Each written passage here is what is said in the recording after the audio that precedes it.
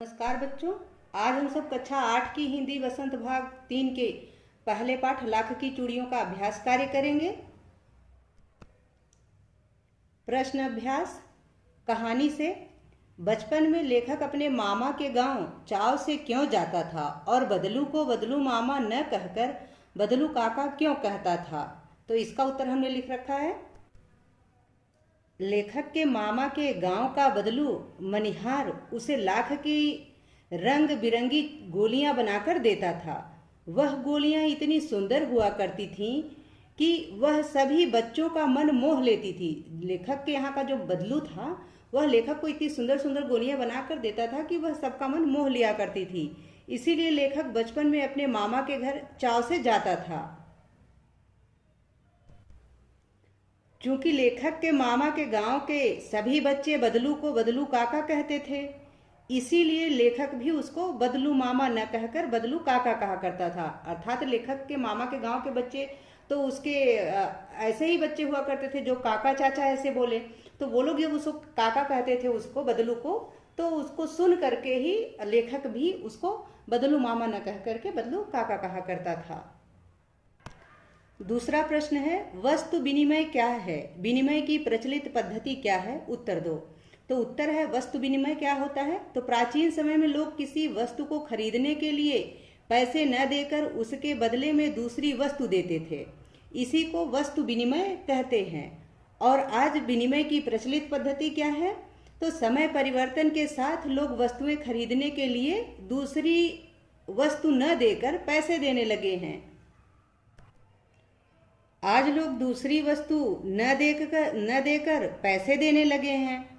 तो आजकल तो लोग वस्तुएं खरीदने के लिए ऑनलाइन भुगतान करने लगे हैं। अतः हम कह सकते हैं कि समय के परिवर्तन के साथ साथ विनिमय की पद्धतियों में भी परिवर्तन होता रहता है और यह जरूरी भी है। समय के साथ आगे बढ़ने के लिए परिवर्तन आवश्यक भी है। तीसरा प्रश्न है, मशीनी युग ने कितने हाथ काट दिए हैं? इस पंक्ति में लेखक ने किस व्यथा की ओर संकेत किया है? तो इसका उत्तर है, इस पंक्ति में लेखक ने छोटे कारीगरों की उस व्यथा की ओर संकेत किया है जिसमें मशीनों के आने के बाद अधिकतर काम मशीनों से होने लगे हैं और छोटे छोटे कारीगर बेरोजगार हो गए हैं। जो कारीगर हाथ की कारीगरी से अपना परिवार चलाते थे, मशीनों के आने के बाद उनके पास काम नहीं रहा। इस मशीनी युग ने उन कारीगरों का तो जैसे हाथ ही काट दिया है और उनसे उनका रोजगार छीन लिया है।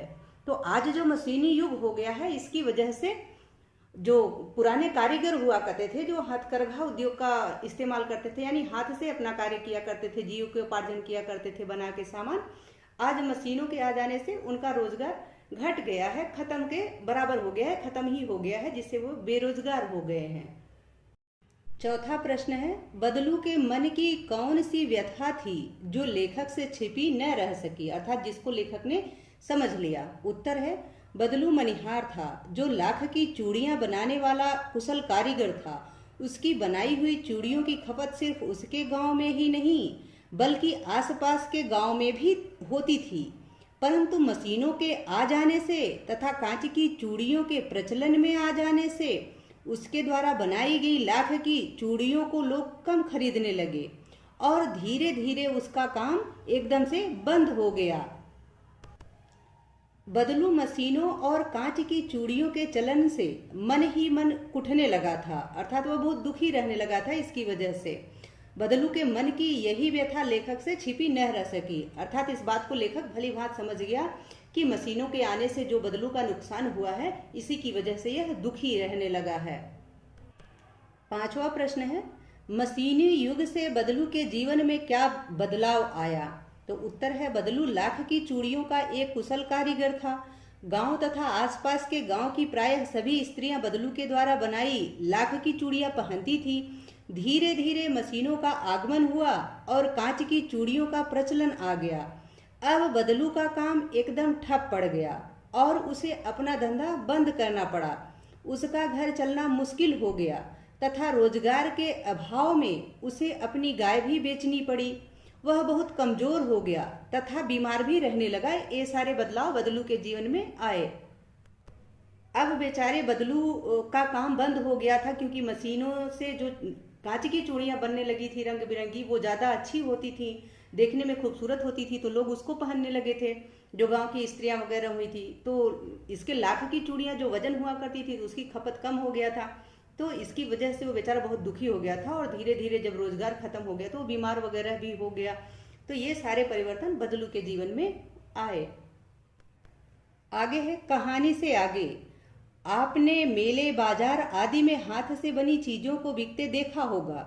आपके मन में किसी चीज को बनाने की कला सीखने की इच्छा हुई हो और आपने कोई कारीगरी सीखने का प्रयास किया हो, तो उसके विषय में लिखिए। तो ये आप स्वयं भी लिख सकते हैं। मैंने अपने विचार से अपने मन की बातें लिखी है, तो वो भी मैं आपको दिखा देती हूँ। मैंने यह लिख रखा है कि मैंने मेले बाजारों में हाथ से बनी अनेक चीज़ों को बिकते देखा है, जैसे मिट्टी के दिए, कुल्हड़, मिट्टी के बर्तन, लकड़ी के खिलौने, पतंग इत्यादि। एक बार मैं बाजार से दिए खरीद रही थी, तो मेरे मन में उसे बनाने की इच्छा उत्पन्न हुई। फिर अगले दिन मैंने मिट्टी लाकर दिए बनाए। शुरू शुरू में तो दिए नहीं बन पा रहे थे, परंतु बाद में बनने लगी। फिर तो मैंने हाथ से ही बनाकर दिए जलाने शुरू कर दिए। यानी तब मैं बहुत छोटी थी, तो मुझे दिए बहुत अच्छे लग रहे थे, जो लोग हाथ से बना के वो लोग बेचते थे कुम्हार, तो मैंने भी बनाना शुरू कर दिया। फिर तो मैं उसी को बना के उसी में दिए जलाया करती थी, मुझे बहुत अच्छा लगता था। तब मैं काफ़ी छोटी थी। बड़े होने पर मैंने बहुत सारी पेंटिंग्स बनाई अपने हाथ से, मुझे बहुत अच्छा लगता था वो सब करना। हाथ के पंखे बनाए तथा तरह तरह के सजाने के सामान भी बनाए, जो घर के साज सज्जा में काम आते हैं, जैसे तोड़न वगैरह हुआ, दीवार हैंगरी हुई, ये सारी चीज़ें बनाने की मुझे बहुत शौक थी, तो मैं ये सारी चीज़ें भी बनाया करती थी। तो आप लोग क्या बनाते थे, क्या करते थे, क्या सीखने की इच्छा हुई, ये सब अपने मन से लिख सकते हैं। इसका दूसरा प्रश्न है, लाख की वस्तुओं का निर्माण भारत के किन किन राज्यों में होता है? लाख से चूड़ियों के अतिरिक्त क्या क्या चीजें बनती हैं, ज्ञात कीजिए। अर्थात आप उत्तर दीजिए। तो मैंने इसका उत्तर यहाँ लिख रखा है। लाख की वस्तुओं का निर्माण उत्तर प्रदेश, मध्य प्रदेश, राजस्थान, महाराष्ट्र और पश्चिम बंगाल इत्यादि आदि राज्यों में विशेष रूप से होता है।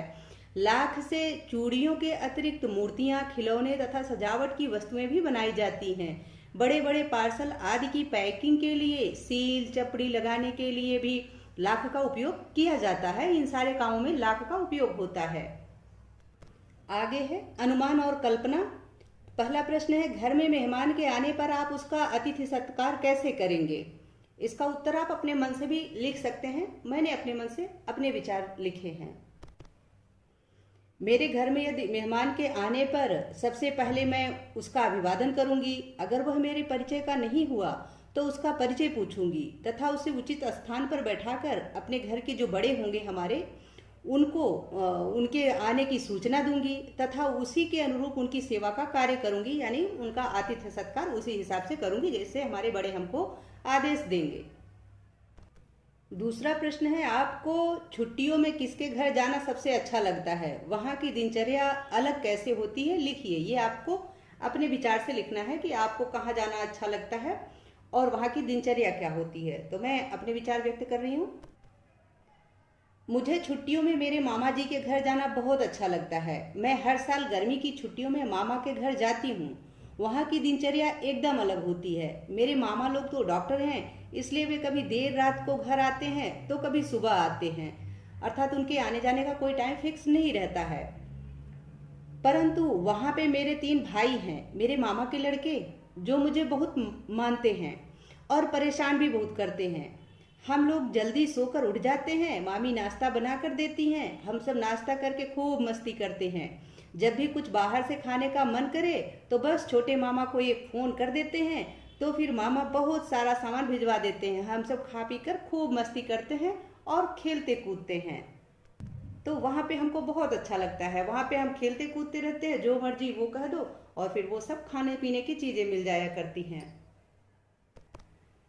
तीसरा प्रश्न है, मशीनी युग में अनेक परिवर्तन आए दिन होते रहते हैं। आप अपने आसपास से इस प्रकार की किसी परिवर्तन का उदाहरण चुनिए और उसके बारे में लिखिए। इस प्रश्न को आप स्वयं भी कर सकते हैं अपने विचार से, जो आप देख रहे हैं होते हुए अपने आसपास। मैंने अपने विचार से लिखा हुआ है। ये तीसरे प्रश्न का उत्तर है कि पहले हमारे घर पर जब भी फर्नीचर बनवाना होता था या लकड़ी का कोई काम होता था तो पिताजी रामलोचन चाचा को, जो गांव के लुहार थे, उन्हीं से करवाते थे। वे दिन भर हमारे घर पर रहकर काम किया करते थे। हम लोग भी उनके काम को बड़े ध्यान से देखा करते थे। लेकिन अब तो कोई भी काम होता है तो कारपेंटर आकर मशीनों से दिन भर का काम घंटों में करके चला जाता है। इसी की वजह से शायद रामलोचन चाचा ने अपना काम बंद कर दिया है। अब जब मैं उनके बारे में पूछती हूँ तो पता चलता है कि वो घर पे ऐसे ही पड़े रहते हैं और अब उन्होंने अपना काम छोड़ दिया, वो काम करने नहीं जाते हैं। तो ये सारी चीज़ें हुआ करती हैं जो समय के साथ परिवर्तित होती रहती हैं। चौथा प्रश्न है, बाजार में बिकने वाले सामानों की डिजाइनों में हमेशा परिवर्तन होता रहता है। आप इन परिवर्तनों को किस प्रकार से देखते हैं? आपस में चर्चा कीजिए और लिखिए। मैंने यहाँ उत्तर लिख रखा है चौथे का कि बाजार में बिकने वाले सामानों की डिजाइनों में हमेशा परिवर्तन होता रहता है क्योंकि समय के साथ साथ लोगों की सोच, पसंद और ज़रूरतें बदलती रहती हैं। इसीलिए समय के अनुसार इस प्रकार के परिवर्तन भी जरूरी हैं, जो होते रहते हैं वो जरूरी भी हैं।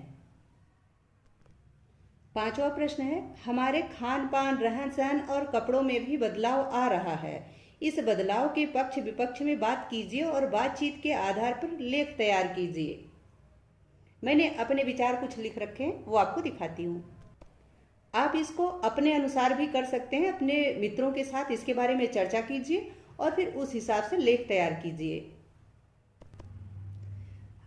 पांचवा प्रश्न का उत्तर है, आज तकनीकी विकास के कारण सब कुछ बहुत तेजी से बदल रहा है। संसार जैसे छोटा लगने लगा है, ऐसा लगता है कि जैसे सब कुछ मुट्ठी में हो गई है दुनिया। तो एक देश के लोग आज दूसरे देश के खान पान तथा पहनावे का अनुसरण करने लगे हैं। ऐसे ही हमारे देश में यही हो रहा है। आज उत्तर भारत के लोग देखिए दक्षिण भारत के व्यंजन बड़े प्रेम से खाते हैं। हमको भी इडली डोसा वगैरह सब बहुत पसंद आता है। तो दक्षिण भारतीय भी पूर्व और उत्तर के पकवानों को खूब पसंद करते हैं, यानी उन्हें भी यहाँ की गुजिया वगैरह सब बहुत अच्छी लगती है। जो भी हम खाते हैं उनको भी पसंद आता है। तो पहले के लोग 2-4 जोड़ी कपड़ों से अपना काम चला लेते थे, परंतु आज तो स्कूल के कपड़े अलग, घर के कपड़े अलग, योग व्यायाम के अलग, रात्रि में सोने के अलग, घूमने फिरने के अलग, बस कपड़ों की भरमार सी हो गई है। अतः समय के साथ मनुष्य के जीवन में बड़े बड़े बदलाव होते जा रहे हैं, जो समय के साथ कदम से कदम मिलाकर चलने के लिए आवश्यक भी है। यह जरूरी भी है, जो समय के साथ परिवर्तन हो रहा है वह जरूरी भी है। आगे है भाषा की बात। पहला प्रश्न है कि बदलू को किसी बात से चिढ़ थी तो कांच की चूड़ियों से, और बदलू स्वयं कहता है, जो सुंदरता कांच की चूड़ियों में होती है लाख में कहाँ संभव है। ये पंक्तियां बदलू के 2 प्रकार की मनोदशाओं को सामने लाती हैं। दूसरी पंक्ति में उसके मन की पीड़ा है, उसमें व्यंग भी है। हारे हुए मन से या दुखी मन से अथवा व्यंग से बोले गए वाक्यों के अर्थ सामान्य नहीं होते। कुछ व्यंग वाक्यों को ध्यानपूर्वक समझकर एकत्र कीजिए और उनके भीतरी अर्थ की व्याख्या करके लिखिए। तो आप इसको पाठ से चुनिए, मैंने चुन के रखा है लिख के, वो आपको दिखाते हैं। ये है पहले का उत्तर। क लाख की चूड़ियां पहने तो मोच न आ जाए, ऐसा बदलू बोलता है। इसका व्याख्या इसकी होगी कि यहाँ पर एक तरफ शहरी स्त्रियों की कोमलता की ओर संकेत करते हैं कि उनकी कलाइयाँ कितनी नाजुक होती हैं, कितनी मुलायम होती हैं, तो दूसरी ओर अपनी लाख की चूड़ियों की मजबूती की ओर संकेत किया गया है। तो दूसरी तरफ यहाँ बदलू ने अपने लाख की चूड़ियों की मजबूती की ओर भी संकेत किया है और व्यंग भी किया है शहरी स्त्रियों की तरफ। और दूसरा है ख कि शहर की बात और है लल्ला, वहां तो सभी कुछ होता है। इसकी व्याख्या है, इस वाक्य में एक तरफ तो शहरी आजादी की ओर संकेत है कि शहर में कितनी आजादी है, तो दूसरी ओर रीति रिवाजों को अनदेखा करने की ओर संकेत है। अर्थात रीति रिवाजों को अनदेखा करने के लिए व्यंग भी किया गया है बदलू की तरफ से। ठीक, तो ये है इस प्रश्न का उत्तर। आगे इसका दूसरा प्रश्न है कि बदलू कहानी की दृष्टि से पात्र है और भाषा की बात व्याकरण की दृष्टि से संज्ञा है। किसी भी व्यक्ति, स्थान, वस्तु, विचार अथवा भाव को संज्ञा कहते हैं। संज्ञा को 3 भेदों में बांटा गया है। क व्यक्तिवाचक संज्ञा जैसे लल्ला, रज्जो, आम, कांच, गाय इत्यादि। दूसरा जातिवाचक संज्ञा जैसे चरित्र, स्वभाव, वजन, आकार आदि द्वारा जानी जाने वाली संज्ञा। तो तीसरा है भाववाचक संज्ञा जैसे सुंदरता, नाजुक, प्रसन्नता इत्यादि, जिसमें कोई व्यक्ति नहीं है और न आकार या वजन, परंतु उसका अनुभव होता है। पाठ से तीनों प्रकार की संज्ञाएं चुनकर लिखिए। हमने उसका उत्तर यहाँ पे लिख रखा है। क है व्यक्तिवाचक संज्ञा जैसे वदलू, जनार्दन, रज्जो, नीम, लाख, आम, मलाई इत्यादि, ये सारे व्यक्तिवाचक संज्ञा में आते हैं। दूसरा है जातिवाचक संज्ञा। जातिवाचक संज्ञा में जैसे मामा, आदमी, वृक्ष, चूड़ियाँ, मशीन, शहर, गांव इत्यादि। ठीक। और तीसरा है भाववाचक संज्ञा। भाववाचक संज्ञा जैसे कोमलता, व्यक्तित्व, मोच, शांति, सुंदरता, रुचि, प्रसन्नता, व्यथा, नाजुक इत्यादि, ये सारी भाववाचक संज्ञा है। भाषा की बात का तीसरा प्रश्न है कि गांव की बोली में कई शब्दों के उच्चारण बदल जाते हैं। कहानी में बदलू वक्त यानी समय को वक्त, उम्र को वय, आयु को उम्र कहता है। इस तरह के अन्य शब्दों को खोजिए जिनके रूप में परिवर्तन हुआ हो, अर्थ में परिवर्तन नहीं हुआ हो। इसका उत्तर हमने यहाँ लिख रखा है। जैसे मूल शब्द है इधर, इधर परिवर्तित रूप है। जैसे मर्द का मर्द बोला जाता है पुस्तक में। दूसरा है भैया, भैया को भैया कहते हैं। तीसरा है अंजलि, जिसको अंजलि बोल रहा है इस बुक में। अगला है उम्र, जिसे उम्र कहा गया है। वक्त यानी समय, समय को वक्त कहा गया है। आशा है कि यह पाठ, जिसको मैंने पिछली वीडियो में पढ़ा दिया है तथा इसका अभ्यास कार्य जो हम इस वीडियो में कराए हैं, आपको अच्छे से समझ में आ गया होगा। यदि पाठ से संबंधित या वीडियो से संबंधित कोई सुझाव हो तो प्लीज़ कमेंट कीजिएगा। मिलते हैं अगले वीडियो में, तब तक के लिए देखते रहिए।